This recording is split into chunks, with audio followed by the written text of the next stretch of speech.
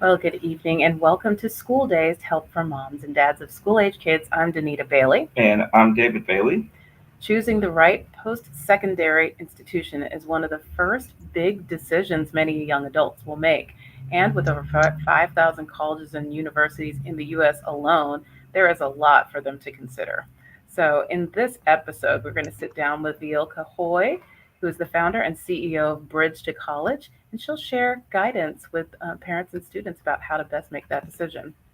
So David and I were last looking for colleges in 1990, 1991, 1992.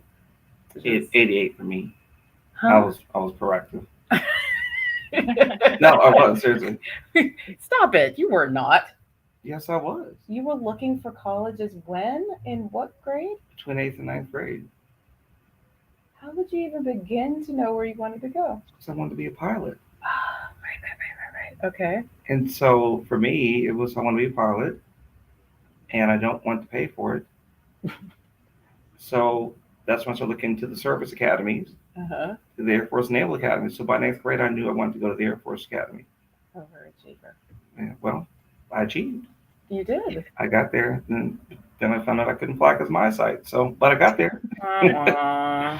Yeah. So, but for me, it was what schools have have good flight training and preparing you to become a pilot. So for me, it was the service academies was a natural choice. And talking with people and got the brochure and I was looking at it and had my eyes set and everything I did from high school was geared towards going towards to the academy. So you never considered Nothing else. a Academy or bust. standard college or university? I looked into a couple of them. Which ones? Do you Uh, remember? I know. Penn In the State. 80s. It was Penn State. Okay. I got recruited from a couple of schools because, like for ROTC programs, you can go that way to become a pilot too. I got a call from Prairie View A&M, which I didn't even know what that was back in the No, you didn't. '90s. Yeah, and I was like, "What's this school down in Texas?" And I don't know anything about them at the time. Shout out PV. Right, they're my PV grads. But it was Air Force and Naval Academy. Period. Hmm. Okay. Yeah. So, but then then things didn't where I got in, but then plans changed. So I went to the University of Pittsburgh, and for me, when I chose my majors, um, both majors were ranked in the top 20 in the country. For I was a double economics and business major, so the business major was ranked in the top 20 in the country, and the economics major was ranked in the top 20 for undergraduate majors. So it was a natural decision for me. Hmm. How about you, babe? I wanted to discover and experience my blackness. So I went to a very homogeneous school, let's just say. There were a lot of white people in our school and about 20 black people in our entire school. Are you talking about high So, school? high school, yeah. Yeah, okay. Yeah. So you're talking So in college, I, threw up my Black Power fist and I was like, okay, what black colleges, HBCUs can I go to? And so I wanted to go to Howard University because it's a very prestigious university and it was far, far away, which sounded really cool to my 17-year-old self. And, in Washington, D.C., that just sounded like the place to be, right? about. Right. And, but my parents, however, I was a little wild. And so they weren't super excited about the thought of me going halfway across the country to go to a university that was really in the hood too. Like it was not in a good neighborhood. So my mother convinced me to do like this uh, college weekend at the University of Houston where they bring in high school students and you get to spend the night in the dorms and stuff like that. And so I just kind of begrudgingly went and found out I loved it. I met my freshman year roommate there, and I loved my experience at the University of Houston. So, You, you don't know, but I heard nothing academic there. Was that? huh? I had nothing academic in your aspirations to go to college. It was just That's like funny. major, was it good for that major? Well, we'll find out about that No, I knew today. nothing about what it was good for, and I wanted to be in international business, so I don't know what I was thinking. I mean, I just Did was, you even know what that was? no, I had no idea what that was. It sounded like it was something that was going to make me a lot of money. And that's Oh, all I cared about. yeah. Yeah. So So, we could have used some guidance from somebody see, like our guest where were today. you 20 plus years ago when we Well, as you guys were talking, I went to NYU. I'm from the Bay Area. I went to NYU because I wanted to study to be a teacher, and they have a great teaching school. But I was really trying to be a stand-up comedian. So my Oh, thought really? was, I'm gonna go to New York. If this comedy thing doesn't work out, I'll just be a teacher. 25 years of teaching later, we could see which one worked out. But my parents, I told them that like years later, and they were like, "You did what?" That's Because crazy. go to almost any school really to be a teacher, but I asked for NYU's application and Columbia's, and Columbia's just felt too long to me, so that's how I. Oh my The God. application, so you just gave up on the application? Yeah, yeah. So sometimes the advice we give kids, I'm like, trust me on this. You really want to follow Right. through, or like let's think about some other ways to make this decision. But Right. mine was purely guided by, a totally different aspiration. Hilarious. Well, that is the sound of our guest, Vielka Hoy, and we will get to her in just a second. But before we go any further, let me just say that it does take a village. And if you hear a great parenting tip or nugget of advice, share it with our parent friend or your parent friends. Don't share it with mine, but you could. That was yours, babe. You could share it with mine too. Facebook it, Instagram it, tweet it, link it in, and add the hashtag School Days Show and hashtag I am School Days. But without further ado, we want to tell you a little bit about our guest. Vielka Hoy is the CEO and founder of Bridge to College. She is a longtime public and private school educator, Afro Latina single mom entrepreneur who also carved out time to earn her master's degree in Afro American Studies. Vielka transitioned from teacher to college consultant for under resourced students in California and developed an exceptional classroom tested social grafted algorithm that IDs best fits for those students that went beyond traditional academics and financial rubrics. So, welcome to School Thanks. Days. Thanks so much for coming. We're very excited. We got to chat with you a little bit beforehand, so we're real excited to have you on. Excellent. I'm really happy to be here. Oh, thanks. So let's just start with when is a good time to start looking for a college seriously, Hey, I was gonna say I was gonna right? agree with David that in some cases see? that might be too late. You have some people who start looking at college counselors from kindergarten, first grade. Um, Wow. and but the thing that we do, especially looking at research, is the track that students are on, that are placed on, that will determine if they're college going or something else. We're usually making that decision somewhere around sixth, seventh grade. Really? So yeah, and when I say we're making that decision, I think as educators, we're implicitly tracking students starting around the seventh grade. So Mm-hmm. the way we look at it is, ideally for the schools that are going to graduate students on time, they want to have, the best case scenario, have taken calculus in high school.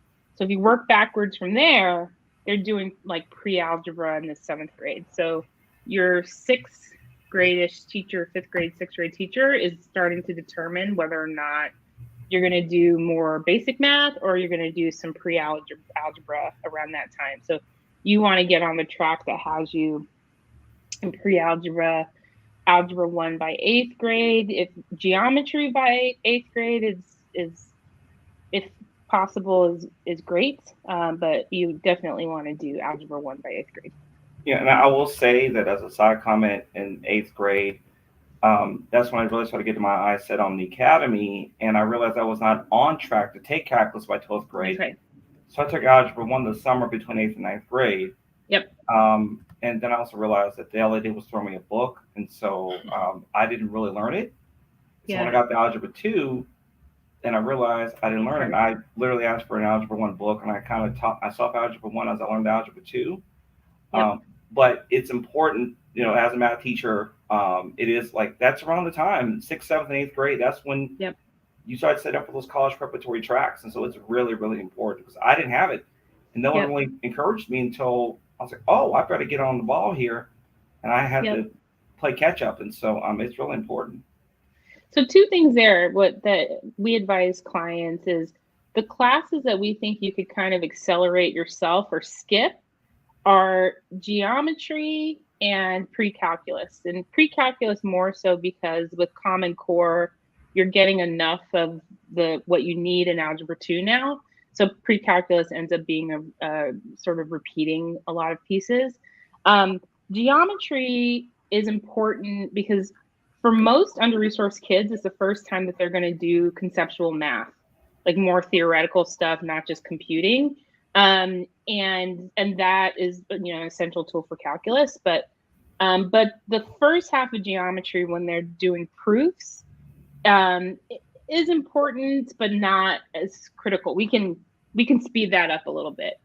So we say, take your full year of Algebra 1, your full year of Algebra 2, your full year of calculus, but the things in between, if you're in a time crunch, you can theoretically speed them up. So there's a lot of different options out there. There's military school, vocational school, community colleges, distance learning. So what are kind of the things that parents and students need to be thinking about to determine if it's a good fit? Yeah, that's a great question. It's the thing that we're focused on. So our perspective is that not everybody has to go to college. We've had students come to us who said, I really want to be a chef. Well, you don't have to go to college. Go to culinary school. But there are people who. So the way we like to say it is, you don't want to not give yourself the option. I think what we say to kids, they're like 15, 16 years old, and we're like, decide now what you're going to be doing for the next 70 years. And I think that's a mistake. Yes. And what we know is that, especially for students now, the job that they're going to have doesn't even exist yet. Technology moves so fast. All these things are shifting. So to say to people, you have to go do this, or you have to do this one thing, is really going to get in the way of them having these really lucrative, or at least, sustaining careers later. So the first thing we always tell people is try the 4-year college route first. And I think a lot of people get stuck on the same 30 schools. They're like, I can't go to college because I can't get into Stanford. Most smart people can't get into Stanford. They don't admit very many people, but there's so many other options and so many other schools that will pay for you that you want your first choice to be a 4-year college.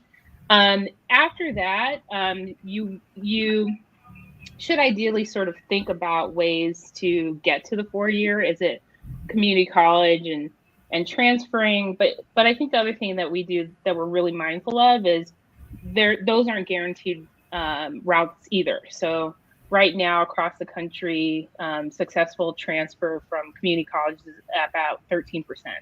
And it's not in 2 years, it's 4 years, 6 years. So you're taking longer, you're taking, it's more expensive. So always want to try that direct to 4-year route first. But I think for people, unless you have a really specific career in mind, including the military, you want to go to that 4-year route, at least as an option first, and set up what you're doing in high school to at least have that option available. But if you get to the end of high school and you're like, I really want to be a dancer, but you're not saying, well, I guess I'll go be a dancer because I can't get into college now anyway. Like, that's a different thing. But if you're saying, I have all the tools, I can make all kinds of decisions, and this is the decision that I've chosen, I think that's the best way to do it. Mm-hmm. Yeah. How do you decide if it's a good social fit for your child and the child for themselves? Because there's so many different types of colleges and types of people in colleges. See, I heard you say when you were picking, you wanted to find your Blackness. That's the thing. Don't quote that. I'm kidding. that's social fit. It's, not just the fact that you're going to be there for 4 years, but this is the time that you're, coming into your own.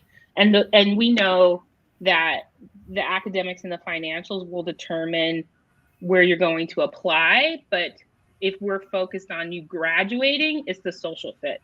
So people really dismiss a lot of these, like, these places where they don't like the city they're going to live. Well, that's actually a valid thing. We need you to like the city because we know what the dropout rate is going to be. Or, people look at the demographics of their departments. We've had a lot of female students and students of color going into STEM fields and being the only one in that field and on that campus, and knowing right away that they're going to be lonely. So it's like that should be a priority. But whatever those things are, and when we're able to identify them, you want to actually look into those.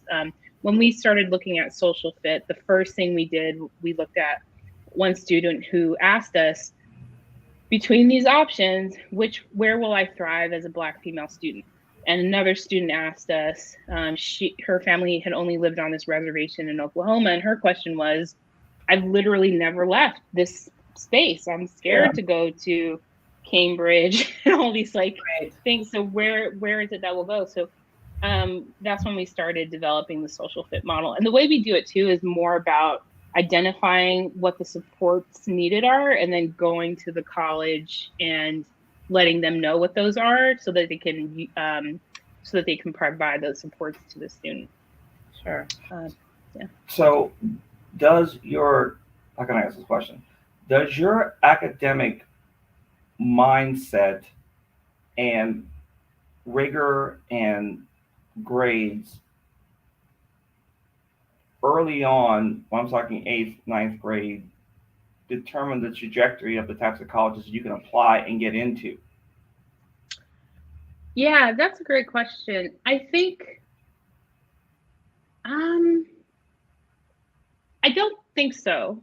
Because I think most students at that age might have an idea of like college being necessary, but not necessarily.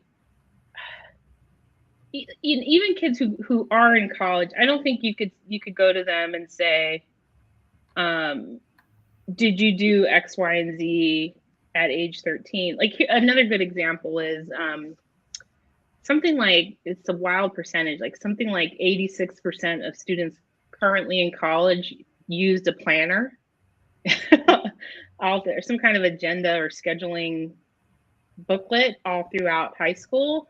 So, but I don't know if those were kids that had an awareness of that stat and like the success of it, or they were just doing it because somebody told them to do it. So I think that's tough. I do think, though, that one of the markers of an over-resourced school would be the ones that put those things in place, so that the student is passively getting access to those skills, like a planner, or how to use technology beyond just rote memorization. Or my son's school did this, I thought was interesting, is they provide a copy of each book they're going to read because they want them to highlight inside of the book. And that wasn't as a skill. I don't think I started doing that really until grad school. Like, knowing you could write inside of a book and how to annotate. And here's this kid doing it in the 6th grade. But that, I think, is like the structure of the school is putting that in place. And that's why those students are successful. Not necessarily this, my son definitely was not like, hey, I should be annotating.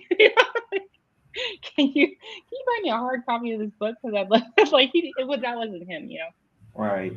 Another part of it is, like, for example, let's say I'm a junior or senior and I have a 2.7 GPA, and I say, oh, I want to get into MIT. Yeah. Is that realistic? We meet a lot of those kids.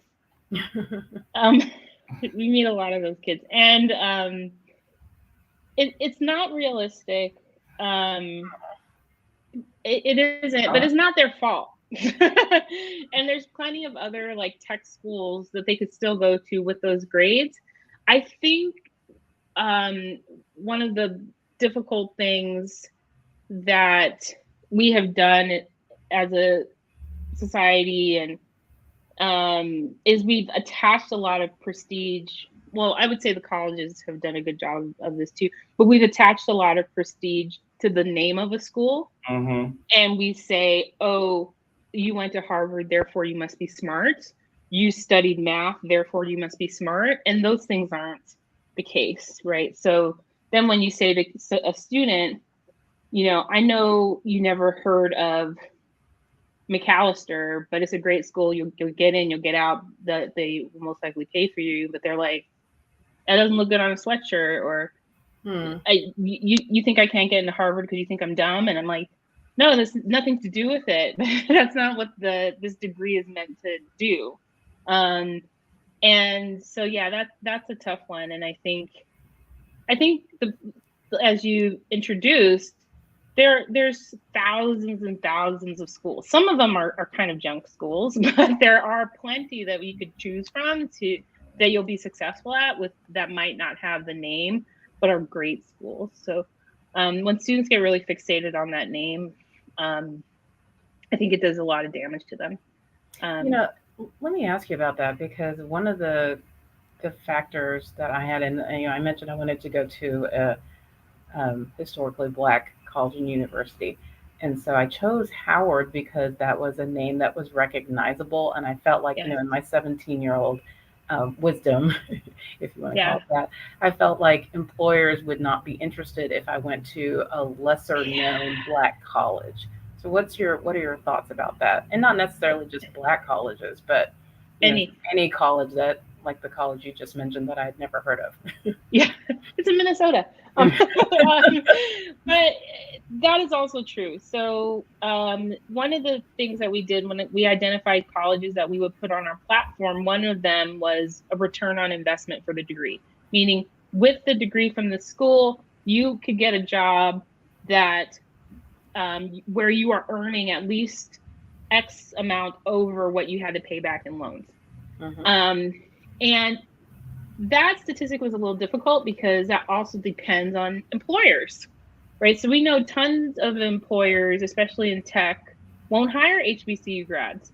Mm-hmm. And they use a lot of coded language, but they basically say, I just don't think that they had the rigorous curriculum that this computer science student out of Stanford had. And we also know as somebody who owns an ed tech company and who does computer science myself in grad school, you don't learn. You learn very theoretical computer science in school. They're going to have to relearn everything anyway, regardless of where they went to school. And so the idea that this isn't this curriculum wasn't as good just by the name. They're not actually looking at the curriculum to make a determination. They're just assuming. So there are some students where we say, based on the career that you want to do, and you make the decision, but here are the stats, the employment stats. And there's also some students that we say, like, I don't know why you would pay to get a philosophy degree, but don't pay Yale that. We also do some realistic things like that too. But yeah, I would say for the students going into STEM, especially if they want to work at one of the big tech companies, certain business careers, acting, theater, like they probably do have to pay a little more closer attention to the name, unfortunately. That's interesting. A little known fact: University of Pittsburgh was ranked number 2 in the country behind Princeton in philosophy. So if you want to get go there, yeah. Go to Pitt. Exactly. Actually, I think Pitt might be number 1 now. Anyway, I'm just bragging on my school, but anyway. Right on. So let's talk accreditation. I honestly don't think I really understood what it was until I was researching for this show. I just knew it was important. Sure. So what is it, and how should it factor into your search for a college? Well, you want the school to be accredited.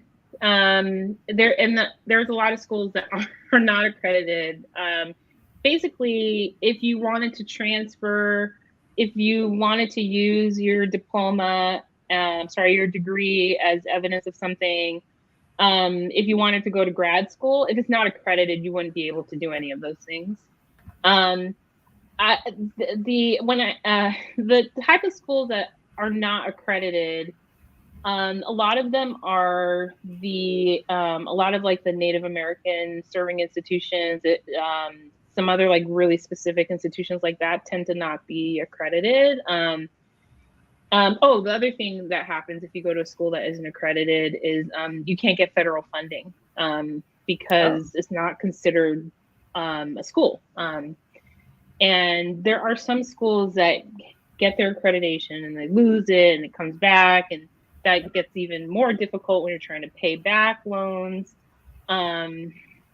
So yeah, that's a tricky one. But so basically you're looking at schools that you might like a certain aspect of them, but you're not going to get any funding, and you're not going to be able to get a job with them or go to grad school with them. So it's a pretty big undertaking to attend those schools. I had a former student who went to a non-accredited school, and she just really connected with some of the faculty, but she couldn't transfer. The school ultimately closed down completely after 2 years. She couldn't get any federal funding, but she just really liked it. And I think it's disingenuous for the school to even sort of promote themselves when they don't have accreditation. And there is something called Programic Accreditation as well. So so usually that would be a program within an accredited university where the program is maybe off-site, like in a hospital. So I think of like nursing programs that are inside of a hospital but affiliated with a university. Those are fine, but it mostly would happen, I would say, for hospitals connected to a university. So the hospital has its accreditation, and those programs are great and get you what you need. But is there a possibility that you could be considering a program at an accredited school that's not accredited? So the program might not be accredited, but the school is. If the whole university is, then that means all the programs are. If it's something off-site, you want to double check. Okay. The other one that gets tricky like that are architecture programs. Mm-hmm. Some of them. This one, we've had so many students come through, and it's always been super, super confusing. Some of them you get your architecture certificate, and some of them you don't. You just sort of learn about buildings. Oh. and you get out, and they're like, we're not letting you build anything. You just theoretically learn this thing, but like not so. And there's very few. You would be surprised, like even brand name schools who don't offer that certification for architects. Like it's even thinking in California, of all the Cal States and the UCs, there's 30 something of them, and I think only like 4 of them offer that. So that one's a little more tricky too. Yeah, that's good to know. Let me ask you this. Yeah. Does attending an online school, getting like University of Phoenix or a degree like that, she left. Huh? I said she left. Oh, well, I'm asking because people say, well, I'm going to go the online route, or especially with the pandemic and a lot of schools offering, you can get your entire degree online. Does it matter? Is there a stigma with a degree from an online school or getting a degree through an online route different? Is it seen differently? Is that something to consider when you're deciding which path to go, like the on-campus route or the virtual route? Yeah. So there is certainly a stigma, but the way I like to couch it for families is you want to look at the admissions rate compared to the graduation rate. So usually the school with really high admissions rates have really low graduation rates. and and also terrible funding. They're not, providing scholarships and things like that. So then you attach that to the fact that if you are part of the group who graduates, then you can't even get a job with this degree. It just isn't serving your purpose. So there is a huge stigma to online degrees. And we're kind of down on even like boot camps and these other things that understandably college students during the pandemic were like, if I have to do this online, I might as well just go to University of Phoenix or something like that. And completely understandable, because they want the in-person experience and things like that. But ultimately, the degree that you're earning from the 4-year college, even if some of the classes are online, is still way more valuable than strictly online programs. It's another pet peeve of mine when people try to make these false equivalencies, like this Nobel Prize laureate who's teaching your class online is always going to be better than than somebody at no offense to them, like at the University of Phoenix. But if you don't necessarily take my word for that one, you could also look at all the lawsuits. Those schools have been sued over and over and over again because people can't get jobs with the degree. So if sometimes just Google like whatever the name of the school is and lawsuit and just see what they're being sued for. But a lot of lawsuits for the fact that people can't get jobs with those degrees. Oh, I'm glad you asked that question. Thank you, babe. Yeah. that wasn't on the script, everybody. There's no script. Anyway. Well, let's talk about college trips. So there's a lot of people, especially right now, taking their kids around to different schools. What are kind of some of the things that students and parents should be looking for on these college trips? Yeah, so this is a great way. So you're going to determine social fit. You're also going to determine some academic fit. The academic fit is kind of easy because you're going to look for, does my program have labs and internships or some kind of center or something, institute where I can do extra work. But the biggest part you're looking for is a lot of the social fit. So sometimes I tell this to kids and they go and they're like, oh, I would never hang out with her. Or what is that guy wearing? This place sucks. You're like, I'm not saying that. I didn't mean for you to sort of try to find your friends, but you're more trying to look for, there's some really serious conversations we get into families because we know the rate, for example, of sexual assault on campuses is really high. So we say, when you go visit, go to the health center, go ask them how they teach students about consent. Ask them what are the roles of the RA in the dorm. Like, keep thinking this is where they're going to live for 4 years. Right. Like, what are these? Yep, and what are those things? I tell kids it might sound nerdy, but go make an appointment with the librarian. They love it. They get to talk to somebody. They love it.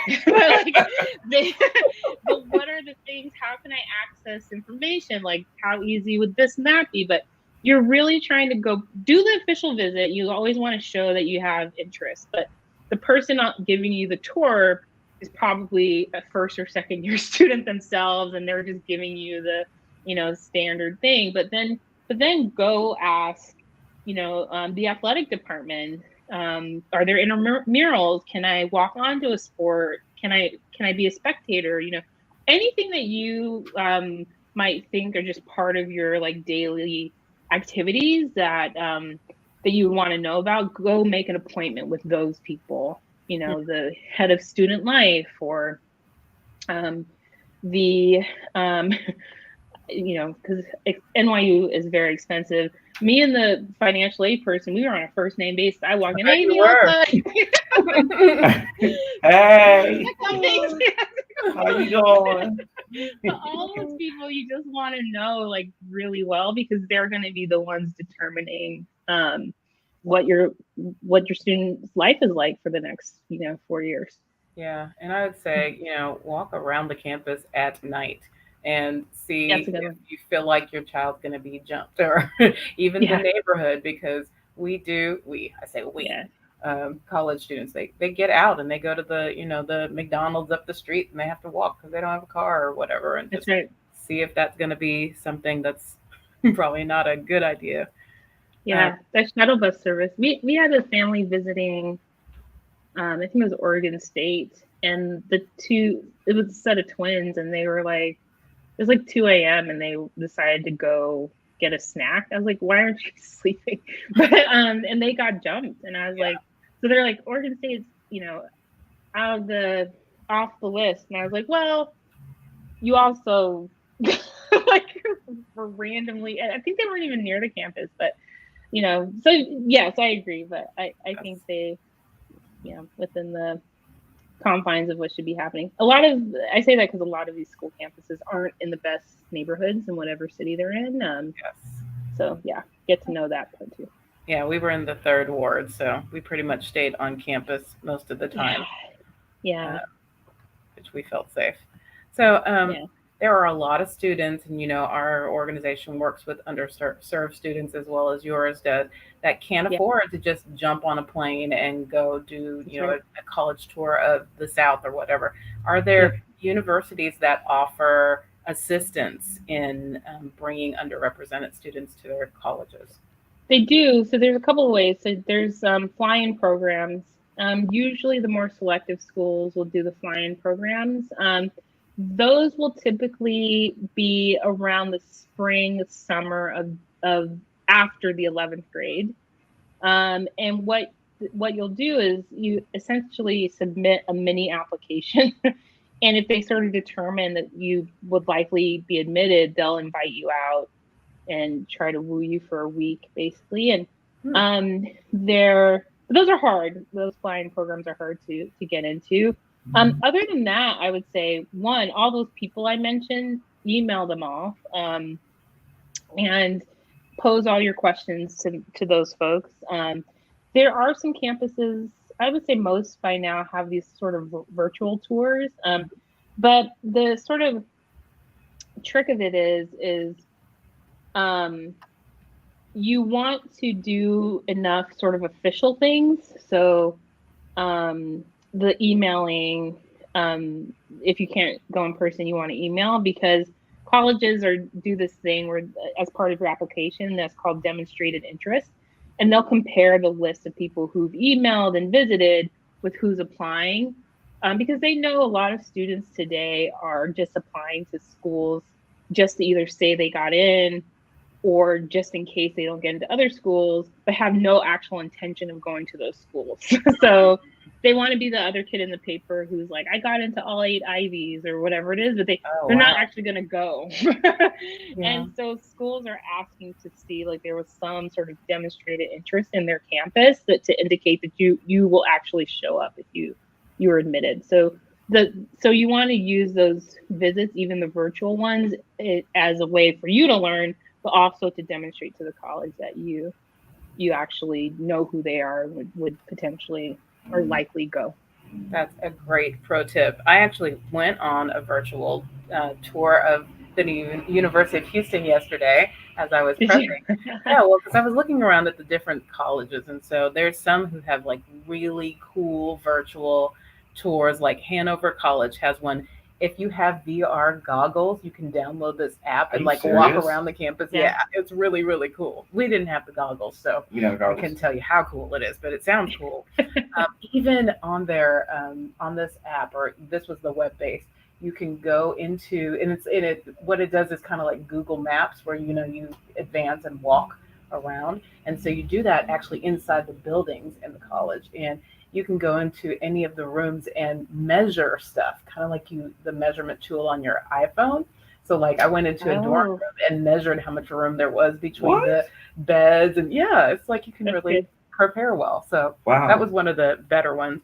But then the University of Houston was actually a live one, and so they had sweet young girl on and on a Zoom call, and just took us through the virtual tour. And but she got to give us, her personal experience about everything. And it was really Yeah. funny because I was on with several kids, and I was like, so back in the day, Yeah. Like, in oh Lord. 1993, she actually asked me. We used to have live cougars on campus, but that was like back in the They 70s and did? 80s. Yeah, Oh, well, one Shasta. And so she asked me, she's like, "Did you ever meet Shasta?" Like, I'm not that old. the legendary pet of the campus. Yes, exactly. Yeah. Um, but what are some of the questions that you want to ask of a college? Some some questions that you want to just make sure that you tick off and make sure that you're prepared to make a decision. Yeah, the biggest one we advise folks on, and they could research this question to even know if they'll apply or ask this question when they go visit. But the key is the graduation rate. So Mm. it's way easier to get in to college than it is to get out. And we have Hmm. plenty of colleges in this country that graduate 5% of students in 6 years. But kids get so fixated, like, I'm never going to get in, I'm never going to get in. So they apply to those schools anyway, and they assume that they'll be, because they're so great and in focus, that they'll be part of the 5%. But so what we say to them is, ask admissions or your department, not the person giving the tour, but somebody, um, what is your graduation rate, and what do students who graduate on time, what are their sort of key markers? So was it they all came in with AP credit? They all were a particular major? Like, what was it that ensured that they graduate on time? I think the sort of red flag that students and families should be aware of in that answer is if the school blames the student. So if the school says, well, students don't graduate here on time because they party too much or because they don't study enough, then your question back should be, then why did you admit them? You would have known those things prior to them coming here. So then that more is an indicator of you, and not, kids party at every school. So why would that be Right. an issue here? So um, so you want to ask about what the graduation rate is, look that up too, and then ask them, like, what makes you part of that 40, 50, hopefully 90% of students who graduate on time, and Sure. just be aware of if it's if they blame the student or reward the student more than identifying the actual things that the university does. I think in that same bucket, you want to ask about job placement and grad school placement after graduation. And similarly, what did the students do in order to get the good jobs afterwards, or what were they doing to get the grad school placements if that's what they wanted? Um, and I think the other things sort of come in admissions. So sometimes, for example, families will get a financial aid offer that's only good for 1 year. So we make sure that before you show up, that turns into 4 years. So Right. those are specific things. But so I think that the general ones are the graduation rate and the job placement rates. Yeah, the U.S. News and World Report had an article about 50 questions, and one of them, which I thought was really interesting that I'd never considered, was, do financial aid packages adjust to account for changes in tuition costs? Oh, Nope. They don't. So if it goes up No. significantly, you just have to make up the difference. And that's all. Yep. And that's also the problem when students say, oh, I'm going to transfer or I'm going to take time off, because the amount of money that it was going to cost you now is not going to be the same later, and it probably isn't going to adjust. If you get a financial aid package that is for 4 years, Right. that's going to be that will be correct. But if you get a 1 year plan, then it's not going to, you might not get any more money, but it's definitely not going to adjust as things go up. So there was a few years back where the public universities in California announced that tuition was going up 25% Oh, oh, every year for the next It was like 5 years. And we had families who were like, this bill looks way different than it did last year. And I said, it Yeah. does. They don't lock you in. So some private colleges especially will say the price that you're coming in with is locked in for the time that you're here. And that's great. We really want that. But for the most part, they don't do that. Ooh, that's a rude awakening. So as a Yeah. thought, on that same path, how much should affordability? How much does affordability factor into what schools even kids apply to when they're considering the schools? Like maybe there's a kid who really could get into, like for example, a local school like here, Southern Methodist University. That's $70,000 a year. Yep. They may say, I don't know if I even got in, if I can even afford to get out. So like how do they, some people can write checks for that, but most people cannot. They cannot. No. How do you help kids maneuver through the cost and getting in and getting through and getting out the little, how does that work? So college said this to us and we started digging in a little bit. It's the people who think they can write a check for that who are causing more problems over the long term than people who genuinely can't afford school. So a couple of things is usually for most private colleges, if your family is earning about 160-ish and lower, you're probably going to get fully funded at private schools, and probably at like 120 or lower at public schools, you'll be fully funded. The gray area are people who are earning over 160 to like 200, 250, who are not likely to get any money from anyone and end up doing really terrible things like taking a second mortgage out or borrowing a whole bunch of plus loans and doing all kinds of things that would mess all of us up if they kept borrowing like that. So the rule of thumb that we have is do not borrow more in total than you are going to earn in your first year out of college. So a starting teacher in San Francisco, this is insane because of San Francisco prices, but earns about $50,000 a year. So we say don't borrow more than $50,000. I know it's awful. San Francisco. Wow. Yeah, it's like you qualify for food stamps as a single person.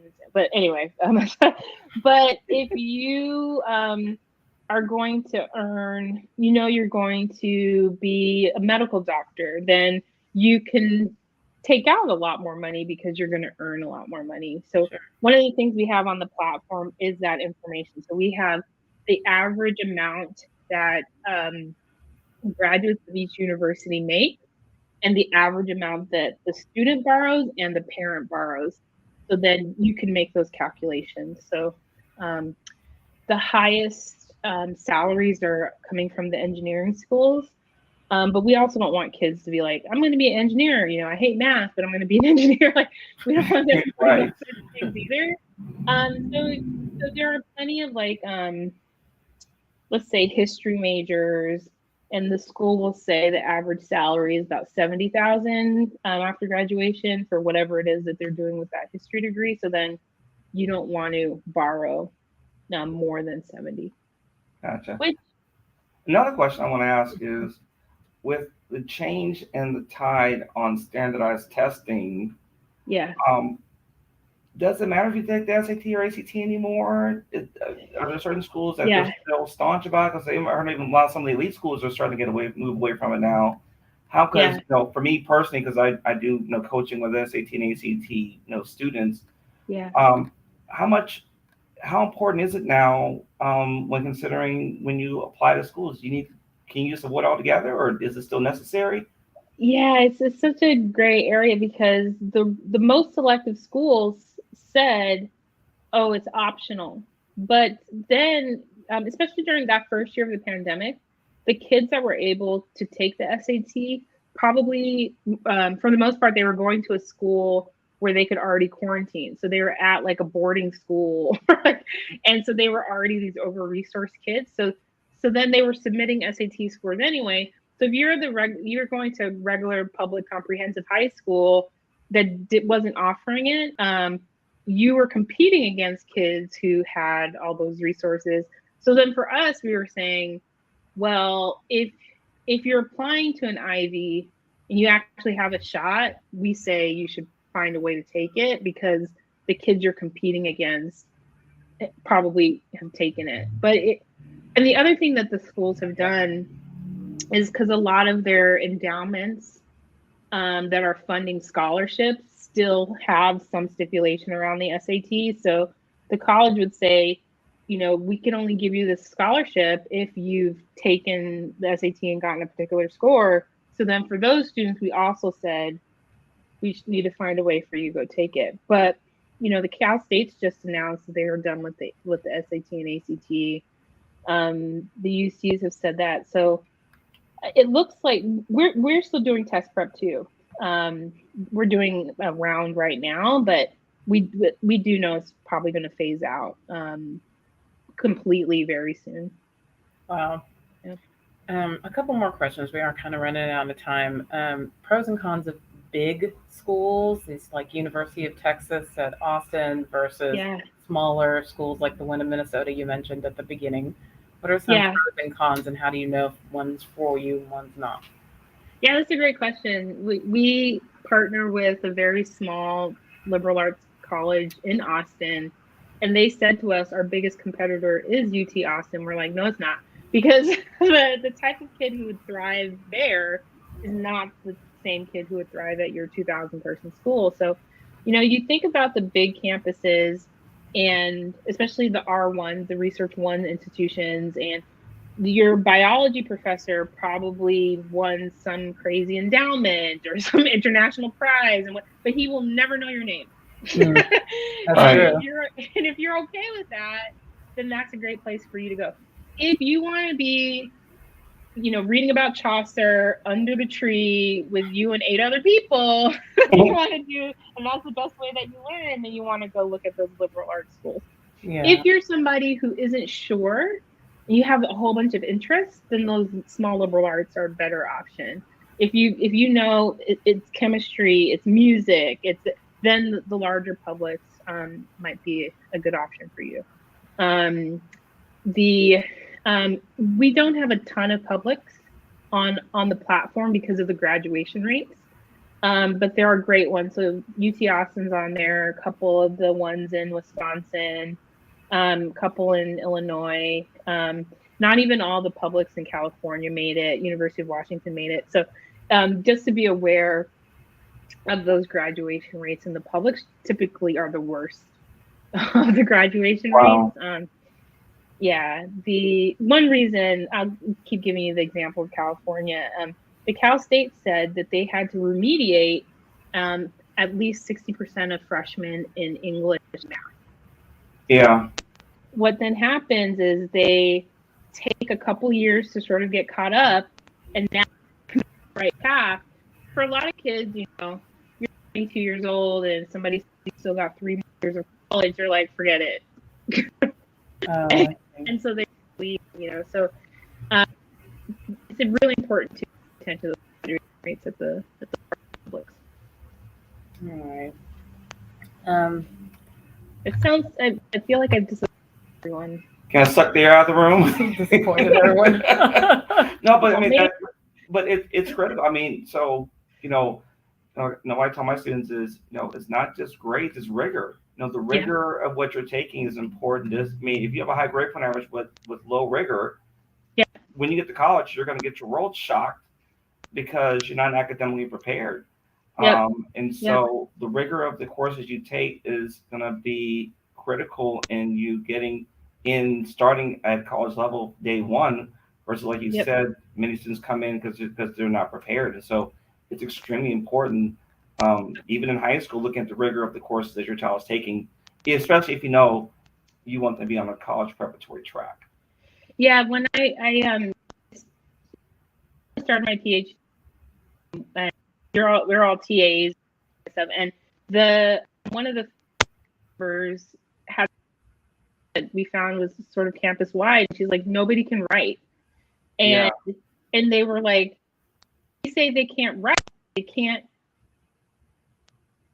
write evidence knows how to do that. Oftentimes what they assume them feel have to write.